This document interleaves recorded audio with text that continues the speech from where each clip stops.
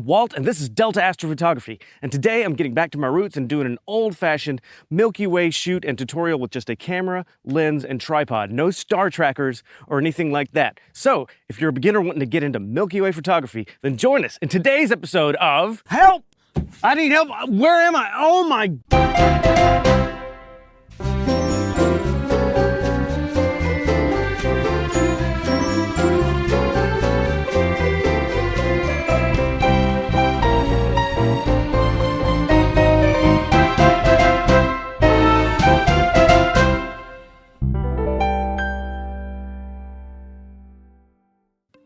To photograph the Milky Way or the night sky in general, you're going to need a DSLR or mirrorless camera or even just your phone. The most important part is you're going to need a fast, wide-angle lens. The wider your lens is, the more time you can expose on the night sky without the stars starting to trail. And I'll get into more detail about how long you can expose in just a little bit. But just keep in mind that you're going to really need a wide-angle lens. Now, everybody out there might have some kind of different camera setup, and so we're going to use a few different things. This is a Canon 80D. It's a crop sensor camera with an 18 to 55 millimeter kit lens on it. 18 millimeters is pretty wide, so I think we're going to be able to get some nice images out of this. This is a Canon 6D. It's a full frame camera, so it's going to be wider than a crop sensor camera. And I'm using a Rokinon 24 millimeter f1.4 lens. f1.4 is going to let in a lot more light compared to the 18 to 55, which has a maximum aperture of f3.5. With aperture, the lower the ratio number, the more light it lets in. So f1.4 is going to be quite bright, and I can't wait to see how this turns out. I'm also going to take a Samsung Galaxy phone and dial in the exact same settings I'm using on my cameras and see how well this performs as well. It's a Samsung S21, so it's kind of an older phone. And if you have an iPhone, you might want to download some kind of pro or manual settings camera app, and that way you can follow along with us as well. Now, before we get into the technical aspects of Milky Way photography, such as the camera settings, not yet. We need to talk about planning our shoot. We need to know where to go, what the weather is going to be like. We need to know how to frame our shot so we can be set up before it gets dark, because trying to find a location to shoot in the dark is actually pretty difficult. So in order to do this, let's download 3 apps. Let's get one called Stellarium. This is going to be a planetarium, so you can actually see what's going to be in the night sky. For the North American people, let's get Astrospheric. Now, this is going to be a map of clouds and light pollution. If you're not in North America, instead, get the app Clear Outside. That'll give you a good cloud map, and I'll leave a link in the description below for a good light pollution map for you. But for those of us here in North America, Astrospheric is going to be a great app for us. And finally, we need to get a planning app called Photo Pills. I love photo pills. Not those kinds of pills. The Milky Way can be photographed year-round, but the brightest part, the Milky Way core, the center of our galaxy, now that's what is the easiest to photograph, and that's usually around from about March to September, give or take a month or so, and that's what we're aiming for. For those of us in the northern hemisphere, it can be seen in the southern sky. Around March, it's usually rising around 3 or 4 in the morning, and as we get closer to June and July, it'll be rising right as the sun goes down. So it's really a good summer target. Let's use the first of our apps, Stellarium, to see exactly when the Milky Way is going to rise for us. Now, you can do this on your phone or a desktop. I just prefer the desktop version. Okay, here we are in Stellarium. Let's go ahead and fast forward to nighttime.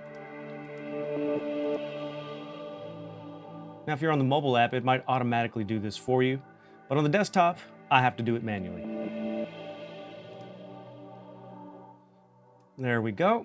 And sometimes I have to do this. It looks probably a little brighter in the mobile app version, but I can't really see the Milky Way, so I'm going to come over here and click the Sky and Viewing Options window, where it says Milky Way Brightness and Saturation. I'm just going to crank that way up so we can see where the Milky Way is in good detail.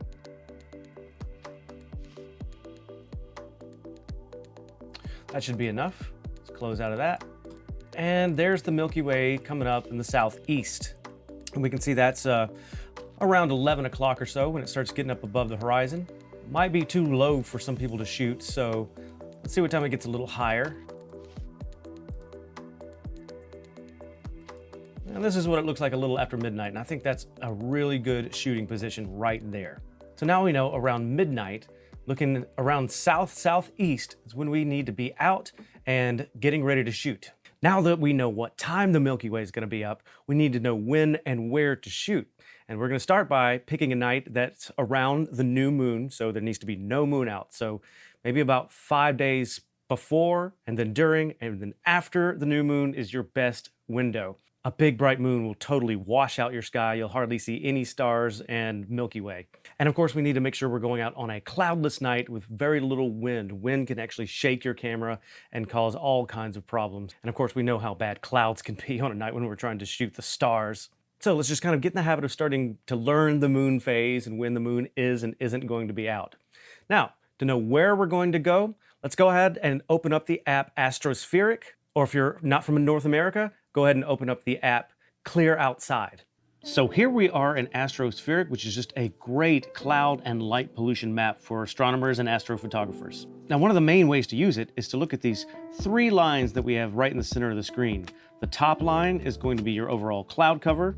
Middle line is transparency, which is high clouds, humidity, haze, smoke, things like that. And the bottom is going to be seeing or atmospheric turbulence, usually called by high atmosphere winds. I usually don't worry about the bottom line too much unless I'm using a large telescope to shoot planets or the sun or the moon. The darker blue an area on one of these lines is, the clearer it's going to be. And as you can see, today looks like crap. So you can actually tap a time right above the top line, scroll down and get a little more information. It'll show you the total cloud cover, how fast the wind's going to be, which is very important, and a few other things. And as we can see, it looks horrible here. Everything's almost white. I think it's going to rain here shortly, actually. But what we can do is we can tap on the map itself, and let's say we wanted to find a place where it isn't cloudy. That's usually what I like to do during the summer and spring months, is just go out west. Look at that. It looks awesome. I was actually just in this area a couple weeks ago. We can get the bullseye over a clear looking area and hit get new forecast. And we can absolutely see that these lines here are dark now. Tap on 9 o'clock, 0 cloud cover, transparency above average. See, that would be ideal shooting time. Now, another great feature this thing does is light pollution. So let's tap on the map again. And let's tap on this light bulb icon over here on the right. So you can really use this to help plan an astrophotography trip. The darker an area, the less light pollution. You can see at the bottom the Bortle scale. You might hear us talk about a lot in astrophotography. 1 being the darkest, 9 being like downtown Tokyo or something. So, you know, you would like to go somewhere dark blue to black. That's usually best for Milky Way. And since you're facing south, make sure there's not a huge city south of you. Like, for example, I could be right here. And that's pretty dark, but I'm looking right down into Phoenix. So that might not be the absolute best. You'd be better off somewhere like here. For the non-North Americans, this is the light pollution map you can find on your internet browser. It's just lightpollutionmap.info, and it's pretty much the same thing. You just kind of find an area you want to travel to. I kind of live in this area, and so I would go around looking for a darker color. Looks like over here in Arkansas would be great, but I kind of live in this little blue bubble, just kind of in that area. And it's actually Portal 3 skies for me. Now here's Clear Outside. It's kind of similar to Astrospheric in a way. First thing you're going to want to do is set your location.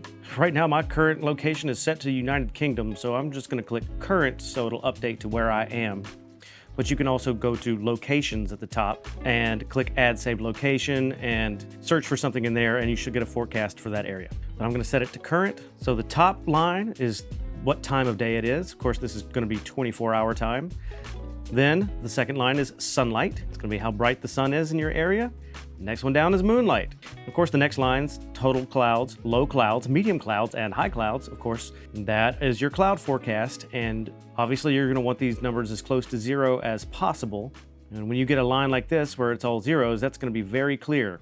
Of course, it shows the moon's out tonight right above that. So that's not going to be good for tonight, but soon.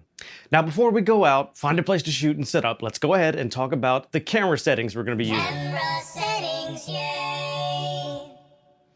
Before we get into our main 3 camera settings, ISO, aperture, and shutter speed, let's go ahead and make some changes on the basic settings of the camera. One of the first things we need to do is make sure our camera dial is switched to M for manual. And if your lens has any kind of autofocus or stabilization, turn those off as well. Your camera might have a different layout, but these basic settings are probably still in there. We want to change the way our camera is saving our photos to RAW instead of JPEG. RAW is an uncompressed file that's much easier to work with in post-processing, so we definitely want to be saving our images as RAW files. We want to find our white balance settings and change it to daylight. That way, if there's any kind of lighting change, it won't mess with our white balance. We're going to go into the main menu of our camera and look for any kind of noise reduction that might be on. Long exposure noise reduction, we need to turn that off.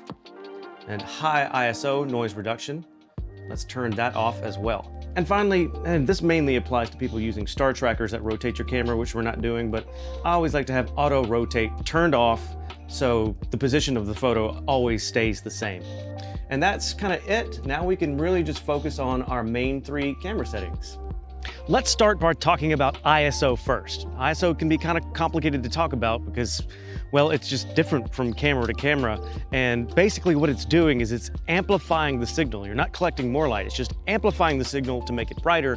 And some people say that it creates noise, but it's not creating really any noise. It's kind of just showing you the noise that's already there.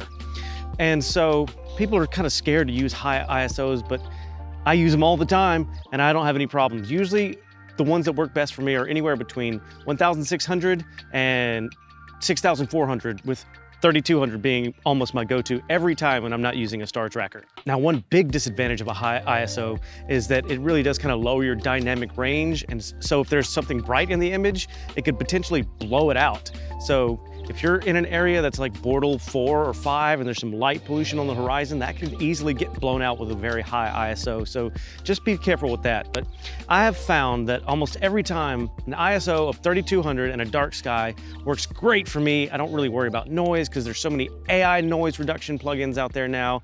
Lightroom has one built in. And also, if you use a technique called stacking, which we'll talk about later, you pretty much get rid of the noise anyway. Now, aperture is how wide open your lens is, and the more open it is, the more light it can let in. If that doesn't make any sense to you, let me just show you with a manual lens. That's pretty closed. That's wide open. You can see that lets in a lot more light. Closed, open. The reason people would want to close their apertures down a little bit is it gives you more sharper focus. So there is one trade-off for opening your aperture wide open, and that's your images might be a little softer. And in astrophotography, a wide open aperture might give you some funky looking stars with color fringing. But the higher quality lens you have, the less of a problem that is. And finally, there's shutter speed, which is of course how long your shutter stays open. The longer it stays open, the more light and detail you let in. But unfortunately, there's a downside. The Earth is rotating, and anything that moves during a long exposure usually gets blurry. So after you expose for too long, your stars start to trail. They look like streaks or grains of rice or something. So you need to know the proper exposure length for your camera and lens combination or your phone to keep your stars from trailing. And there's usually some math involved to do that, but we don't have to do that anymore. The app PhotoPills does it for us. So let's open up PhotoPills and see how long we can expose. In PhotoPills, we're gonna scroll down until we see Spot Stars. And we're gonna tap that. And we'll just input what our camera and lens is. As you can see, there's a camera menu up the top. It should have your camera, including your phone camera.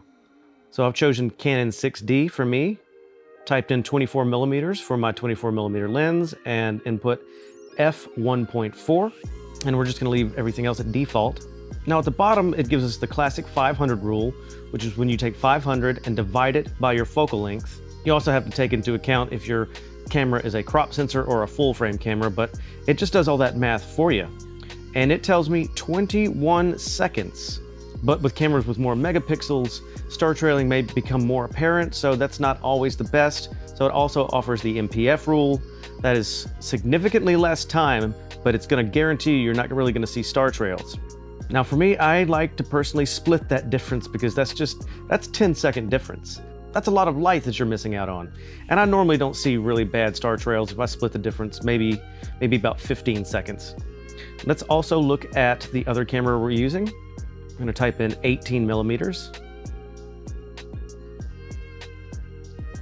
f3.5,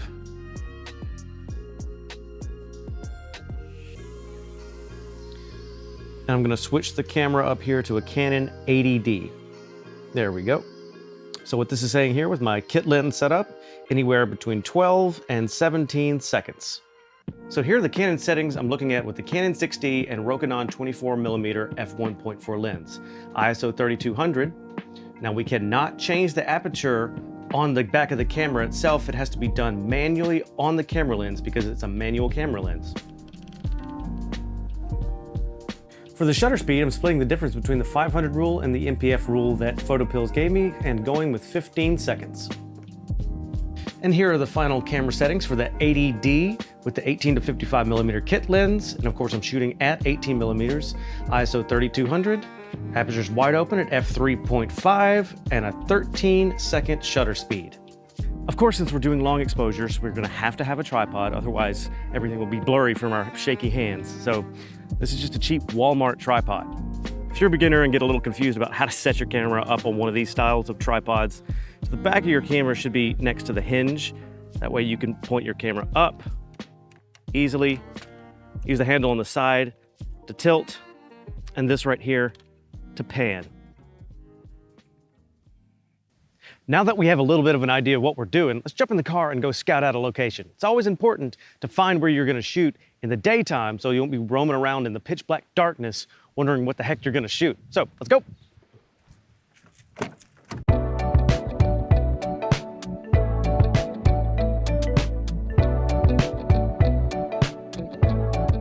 Finding a spot with an interesting foreground near my house can be quite a challenge because, well, it's just kind of devoid of features. It's just fields and dirt and trees. But when I do find something I like to open up the app PhotoPills, scroll down to Night AR, which is Night Augmented Reality. It opens my camera with an overlay of the night sky. Now I can go to the top left where the clock is, tap the clock and swipe to the left, and it fast forwards the sky in time. I'll fast forward to what time I know the Milky Way is going to be out.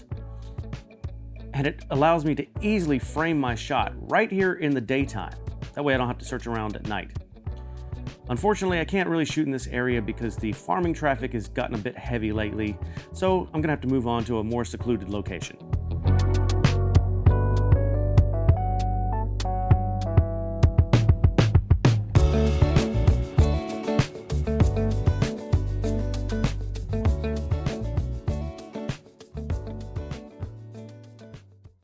So this area is like my little happy place. It's where I learned how to do astrophotography. Everything from Milky Way to using the star tracker for the first time. It's not the prettiest, it's just kind of wide open field and land, and that's it. But it's so quiet and peaceful out here. I usually can get left alone and I'm far away from that evil driveway streetlight. You ruined my night again.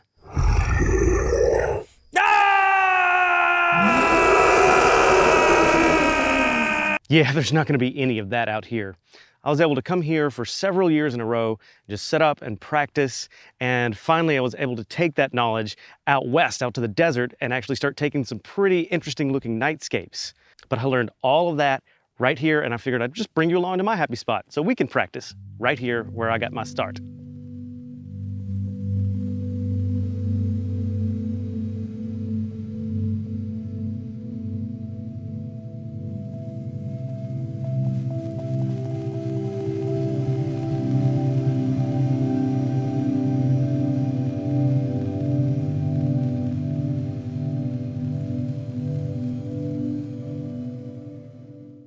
Due to the fact that the majority of this video has been filmed during the full moon and severe thunderstorms, we're going to step in here into the water closet time machine and go back a few weeks to when I was actually able to shoot the Milky Way. See you in the past.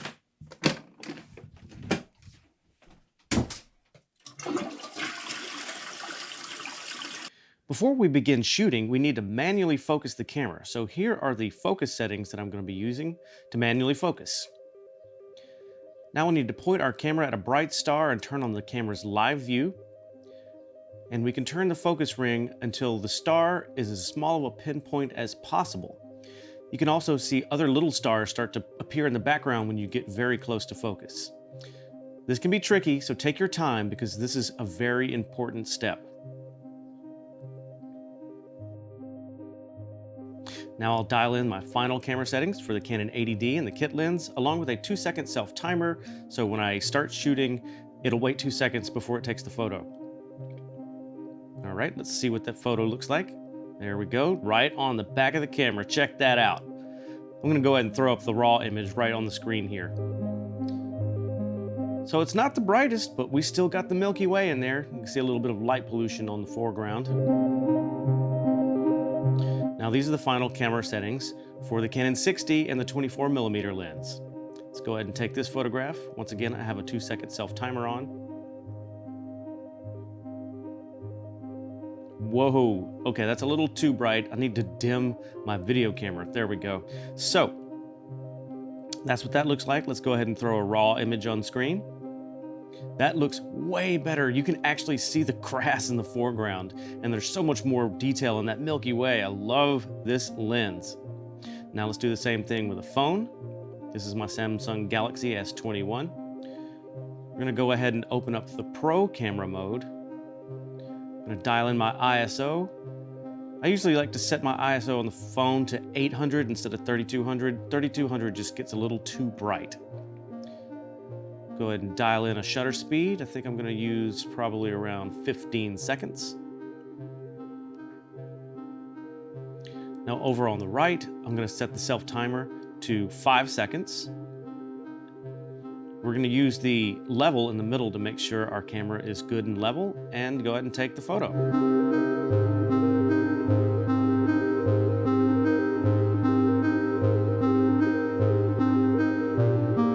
All right, let's see what this looks like. It looks very out of focus. I forgot to focus. So I'm gonna go ahead and pull up the focuser here, and I know from experience that 0.7 is perfect infinity focus with my particular phone. Let's see if this turns out any better. It's much better, but at this point in the night, the Milky Way is getting a little high. So let's do this again and point the camera just a little higher and see what that looks like. Much better. There's a Milky Way right from my Samsung phone.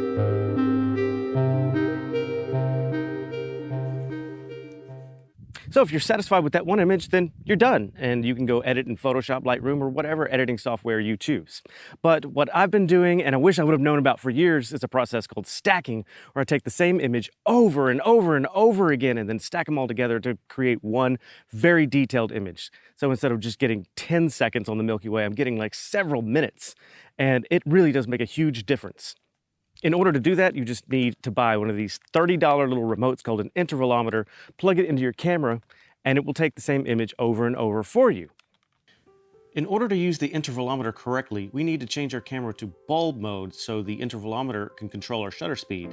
And this can usually be done on most cameras by scrolling past 30 seconds with a shutter dial, but some cameras, bulb mode is actually the B on the mode dial.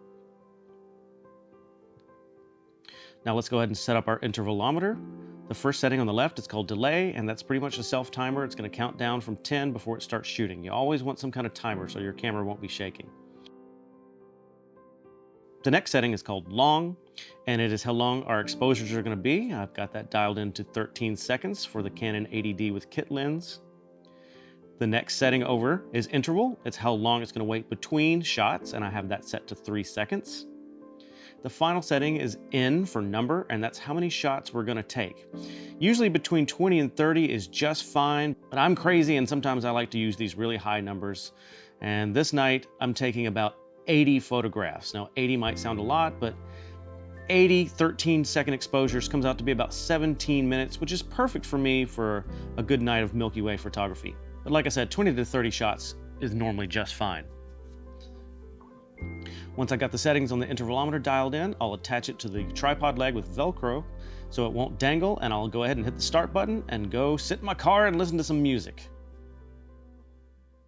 1 hour later.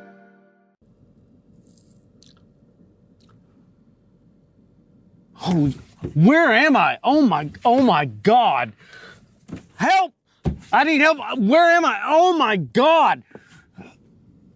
Oh, I've been shooting. I really need to stop falling asleep and waking up in the middle of nowhere.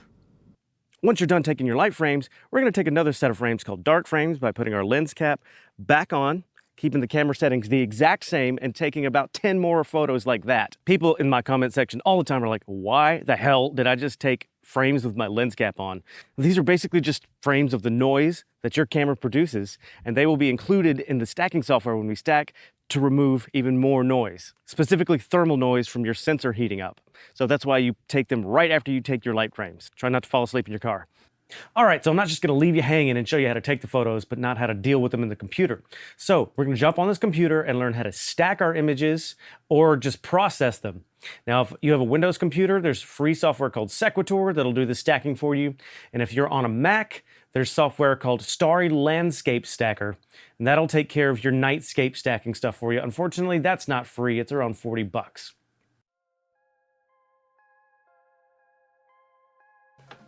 Okay, here we are in Sequator, free stacking software for Windows. And to get started, we're gonna come up here to the top left to Star Images, open that, and go to the folder where we saved our light frames. And here we go, I'm just gonna click the first one, hold Shift, and click the last one. Hit open. There we go. Now we're gonna go to Noise Images and select the dark frames or the pictures that we took with the lens cap on. I got those saved in a separate folder here. And I'm just gonna go ahead and select those as well. Click open. Now I need to tell it where to save the final stacked image, so I'm gonna click output. Just navigate to a folder. I'm gonna save it in this final folder. And right here, I'm just gonna call it 60 Milk for YouTube. I'm gonna click save. Now we need to make sure that the foreground is left alone while we're aligning all the star images, and we'll do that by coming down here to accumulation. Click freeze ground. And now we'll have to tell the software where the sky is, so we just go to sky region, click on that, and it gives us this little brush tool, and we're just gonna paint in the sky.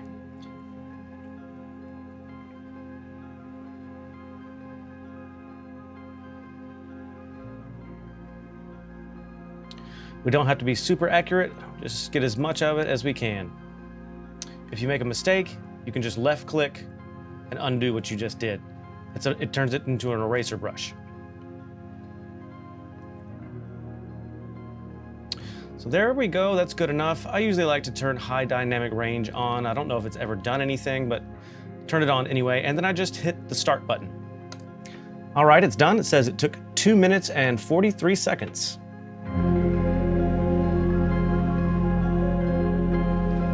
This is Starry Landscape Stacker for Mac. And when you first open it, it's just gonna bring up this little box right here asking you to bring in your files, and you do not have to separate your lights and your darks. Just select all of your files and click open. We're just gonna ignore this, don't care about our raw settings right now. Just hit done. All right, it's gonna bring in the files, separate the lights and the darks. I just absolutely love that this software does that for you. All right, it's just kind of confirming that it made all the white balance between all the photos the same. We're gonna hit OK. Asked us for our focal length. I took this with a 24mm lens, so I'm gonna type in 24. Processing 78 light frames, 30 dark frames. And there we go. Now we can see a bunch of red dots in the sky. It's basically trying to figure out where the sky is, separate the sky from the foreground. That's what the red dots are for, but it didn't quite cover the whole sky. There's some areas near the bottom, especially the bottom right.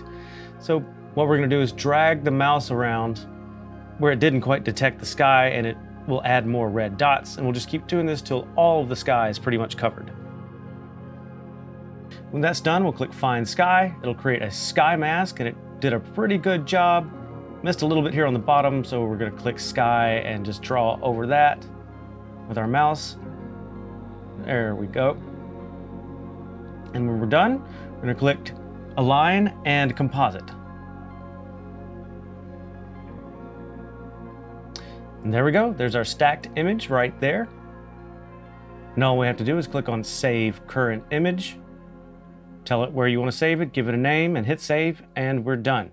We're ready to edit. Okay, we're gonna do a little bit of editing now. This can be a pretty in-depth process, so we're barely gonna skim the surface, so this won't be an hour-long video. We're gonna start with a raw file instead of a stacked file, just in case you decided to just take one single image. And here's what this looks like. We come zoom in, we can definitely see some background noise, but it's not too terrible with this camera. One thing to note that this says my ISO was 1600 instead of 3200, and I can only think that's because I changed to bulb mode, and a lot of times when you change to bulb mode on the dial, it'll actually change your camera settings, and I must have done that and not noticed. So that's kind of a drag, but it's not the first time that's happened either. But anyway, so first thing I'm gonna do is get rid of this noise since we're just doing a single non-stacked image.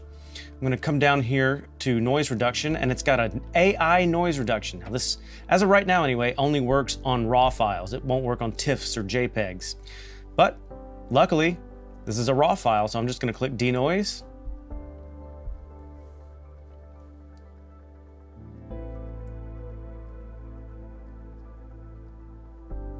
I got it set to about 70%, and I'm gonna go ahead and hit enhance.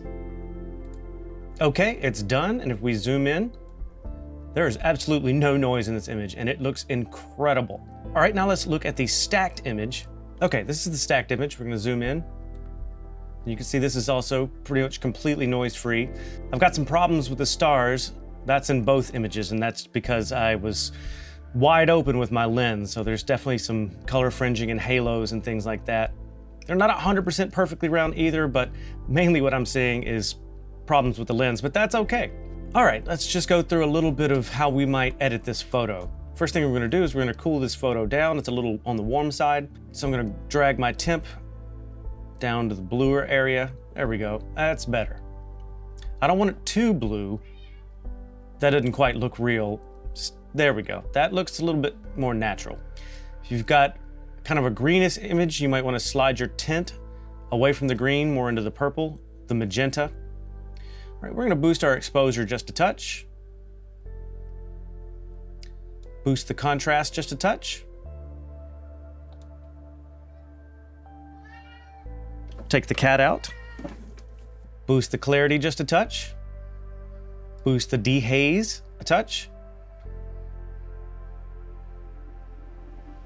And now we're gonna do some edits on just the sky. So we're gonna come up here to masking. I'm gonna click that and select sky. All right, now we're just gonna be doing edits on the sky. We're gonna add a little more clarity and dehaze to that. There we go. We're gonna turn up the saturation a bit. All right, now let's bring out the foreground a little bit. I'm gonna create a new mask by either clicking on masking or just coming up here, the plus button right there under our masking tab. I'm gonna select sky again. This time we're gonna hit invert. There we go. And we're going to bring the shadows up a bit and the exposure up a bit. There we go. And the last thing I'm gonna do is probably one of the first things I should have done. We're gonna come back up here to our edit button right here, go back to our main edit features. I'm gonna come down to the bottom to lens correction. I'm gonna click profile, remove chromatic aberration, enable profile corrections. I'm gonna tell it which lens I used. I used a Rokinon, and apparently something weird is going on where it is not showing nearly as many lenses as it usually does. So I have no idea what's going on here. We're gonna uncheck remove chromatic aberration, enable profile corrections, and just do this manually. I'm just gonna turn vignetting up a little bit, kind of brighten up those corners. I don't wanna go overboard with it, but there we go, that looks good. And I'm just gonna leave that alone, and we can call that an edited Milky Way photo.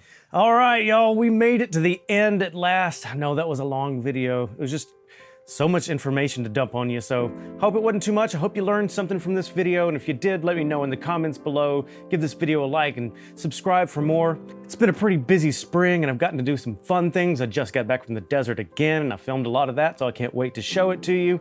So I hope to see you around, and before I go, I really want to give a special shout out to my patrons on Patreon.